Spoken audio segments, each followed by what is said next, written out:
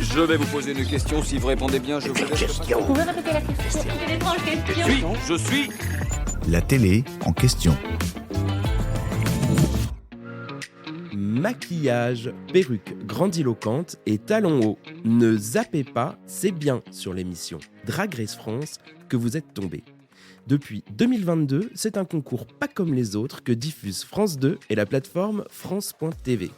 Inspiré du format américain à succès RuPaul's Drag Race, cette compétition haute en couleurs fait s'affronter une dizaine de drag queens pour déterminer laquelle d'entre elles sera couronnée prochaine reine du drag français.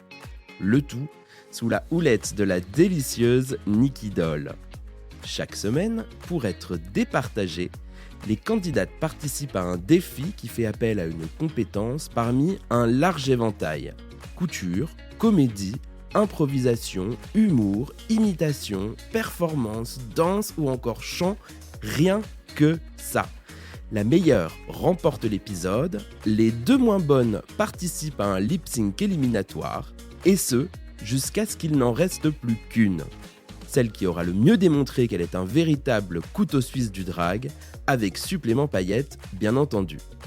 Et il est impératif qu'elle soit bien habillée, car chaque semaine, après le défi, les reines participent à un défilé sur un thème imposé et doivent impressionner les juges avec une tenue jamais vue auparavant.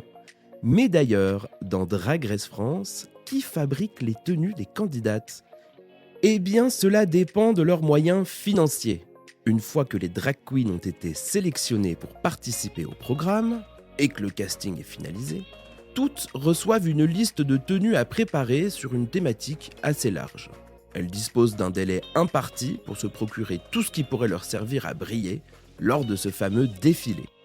Une majorité d'entre elles se tournent vers des designers et travaillent avec eux pour créer cette garde-robe exceptionnelle. Mais pour s'assurer de présenter les plus belles parures, elles doivent débourser une certaine somme d'argent qui peut parfois grimper jusqu'à plusieurs dizaines de milliers d'euros. C'est le cas de la Kaena, candidate de la première saison, qui avait dépensé pas moins de 30 000 euros pour ses tenues. En revanche, pour d'autres candidates avec un budget plus serré, la créativité est de rigueur et elles cousent certaines pièces de leur garde-robe elles-mêmes. C'est le cas de Mami Wata, reine emblématique de la saison 2. Avec seulement 300 euros en poche lorsqu'elle avait été sélectionnée, la drag queen, originaire de Côte d'Ivoire, avait fait appel à des amis couturiers et recyclé certaines de ses tenues.